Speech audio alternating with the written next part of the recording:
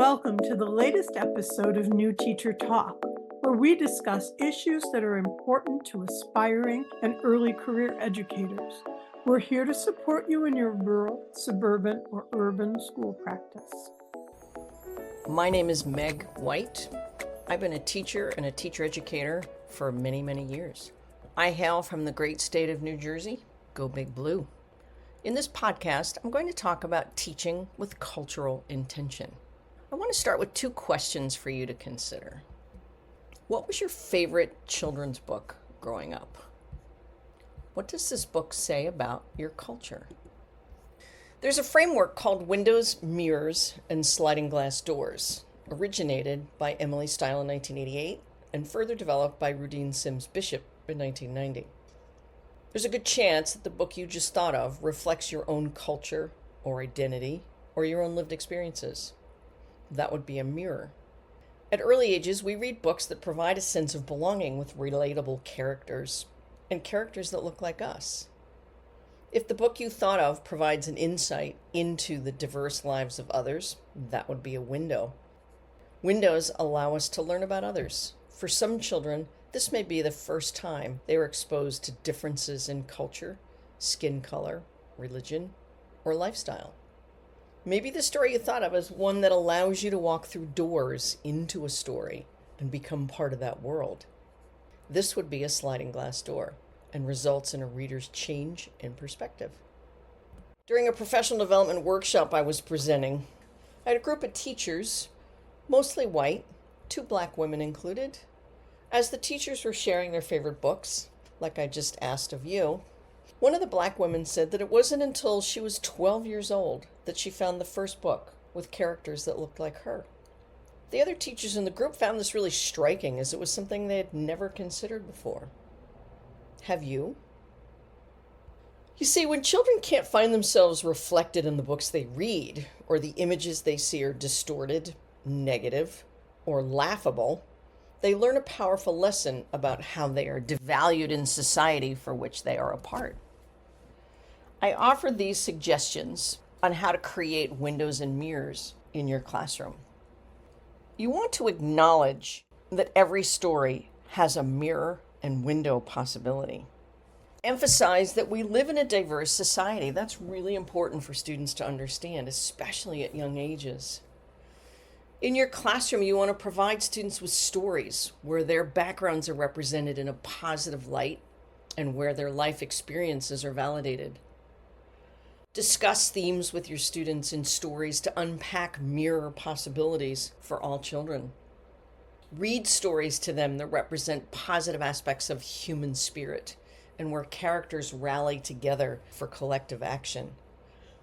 You yourself want to make sure that you're open to discussions of inequality that you see in life and in stories, and discuss this with your students. For example, in social studies and in history, teachers can use diverse historical narratives to show students their cultural contributions, which is a mirror, and examining unfamiliar cultures and traditions, which is a window. In health and science, you can create inclusive health curricula that reflect diverse bodies, genders, sexual orientations. That would be a mirror. You can use case studies to explore global health, environmental issues, and scientific advancements from varied regions. That would be a window. In math, think about using word problems and data sets that reflect diverse cultural contexts, names, and real-life situations to teach problem solving. That would be a mirror. In arts and humanities, you could examine art, music, or literature from various cultures to challenge normal and understand different lived experiences. This would be a window. In science or STEM, teachers can highlight contributions from scientists of various backgrounds to allow students to see themselves in scientific fields. That would be a window. So beyond windows and mirrors, another problematic curricular choice is the heroes and holidays approach. This is where content about ethnic and cultural groups is limited to certain days, weeks, or months related to ethnic events and celebrations. This approach leans heavily on stereotyping because it relies on superficial representations of people and culture like foods, costumes, and dances.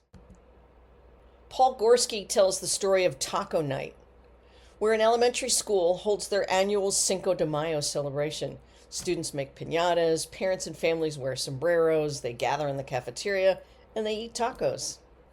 Not one Mexican or Mexican American family attends Taco Night. And the families that do attend, they leave without knowing any more about Mexican culture than they did when they walked in. If they did, they might have learned that Cinco de Mayo is a minor celebration in Mexico, but a major holiday in the United States. What lessons do we learn from Taco Night? Mexican culture is synonymous with tacos. Mexican and Guatemalan are the same, and by extension, all Spanish-speaking people are the same, therefore synonymous with tacos, sombreros, and dancing cucarachas. White people love tacos, especially with the hard corn shells, which apparently nobody eats in Mexico. The problem with Taco Night is that it marginalized Spanish-speaking cultures to one night, and it enforces all of those stereotypes. The Heroes and Holidays approach is criticized because it isolates lessons to specific days or month rather than integrating them year-round. This includes Black History Month, Women's History Month, or Indigenous Peoples Month. If we limit the study of well-known leaders like Rosa Parks, Sojourner Truth, or George Washington Carver without incorporating their broader historical context into the regular curriculum, or having students dig deeper beyond the most common names represented, it's also a criticism of Heroes and Holidays. Consider, for example, how we teach about Christopher Columbus as a hero without mentioning the Native American genocide, or teaching Huck Finn but not beloved. Students consider the struggles of these non-dominant groups as extra information instead of important knowledge in their overall understandings of the world. In your classroom, do you acknowledge Bullying Awareness Month in October or Women's History Month in March?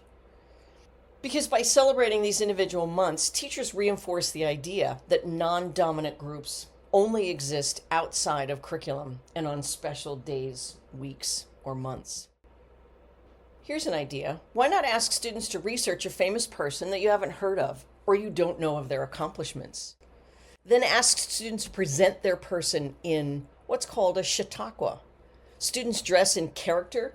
They deliver a speech from this person discussing their lives and accomplishments. And this is followed by a question and answer session with the student answering in character. The benefits of this, students engage in lively conversation with people from the past and practice their public speaking skills. I've done this with fifth graders and they loved it. If you want more information on chautauquas, you can find it on the Colorado Humanities site. You don't just want to teach about heroes and holidays and call it culturally responsive. When the day or month is over, it's like the teacher saying, "Now, where were we?" You're reinforcing the idea that the study is limited, separate, and once it's over, not spoken of again till next year. Here's an example in children's literature. The story of Cinderella, perhaps the best known fairy tale, is told or read to children of very young ages. The traditional story of Cinderella widely perpetuates the Heroes and Holidays approach because it focuses on isolated, idealized figures or heroes rather than the deeper everyday realities of a culture. Here's a question for you. How many variations do you think exist of the beloved story of Cinderella? 100? 400? 700? That number is close to 900, with at least 500 variations found in Europe alone. Almost every culture has its own version of Cinderella. The story's prevalence across cultures is largely due to its universal themes of justice, kindness, and rags to riches success. Some of the more popular variations you may have heard of. In China, it's called Ye Xin, and it's a book about a magical fish companion. This is considered by many to be the oldest version of Cinderella. In Zimbabwe, the story is Mufaro's Beautiful Daughters. A Native American version is The Rough-Faced Girl, and that features a girl with scars from a fire. From Mexico comes the story of Adelita. And in India, there is Anklet for a Princess. Ask yourself this question. Do I continue to teach the same stories that have been passed on for generations? Or do I challenge the curriculum by integrating more diverse narratives? Teaching different variations of Cinderella can foster cultural awareness, critical thinking, and empathy in children. Because children begin to understand that while core themes of kindness and justice are universal, cultural values and traditions differ around the world. In your classroom, you might read the Disney version of Cinderella to students and provide different variations for students to read and compare them. You can ask students what elements of culture are seen in the stories. Have them find a persecuted hero or heroine, mean relatives, magic help, beautiful clothing, a party or festival, and then have them note the cultural differences. Students can draw a scene from one or both stories, but other students can find the location of the story on a map. And these can all be displayed and shared in your classroom. For younger grades, you could do the same thing. You might just ask 4 questions. Who's the main character? What is their problem? How's the problem solved? And what was the reward at the end? In her very popular TED Talk, The Danger of a Single Story, Chimamanda Ngozi Adichie warns viewers that reducing people or cultures to one, often stereotypical narrative creates incomplete, biased views. It highlights how power defines and repeats these narratives, and that leads to distorted, harmful, and dehumanizing perceptions. If you've not seen her talk, I highly recommend it. You also want to consider your own bias. Your own personal, cultural, and community provide a lens through which you view the world and interpret your everyday experiences. Your worldview has been shaped by events from your childhood, school years, religious life, race, ethnicity, class, family background. Consider how your values influence your attitudes towards children. Do you relate difference to deficiency?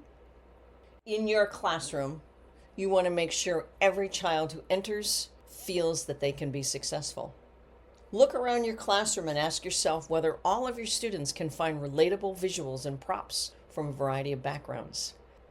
Think about ethnicity, language, ability, gender identity, and socioeconomic experiences. You want to stay away from materials that perpetuate those stereotypes or negative depictions of diverse communities. In creating a culturally responsive classroom, you build strong relationships with students and their families. Make sure you learn how to say students' names. Consider the funds of knowledge students bring to your classroom, their language, culture. Try to incorporate diverse representative literature and materials so that you can leverage students' cultural capital in lessons. Let students identify their strengths and interests, maybe with a questionnaire or posters that can be hung around your classroom. Some other activities that encourage culturally responsive teaching: family history mapping. Students interview family members about their origins and lineage. Musical literary analysis. Use popular songs to analyze literary techniques, themes, and social commentary. You can use dual language storybooks. You can have students and their families write their own stories in both English and in their home language. Have the students share these with the rest of the class.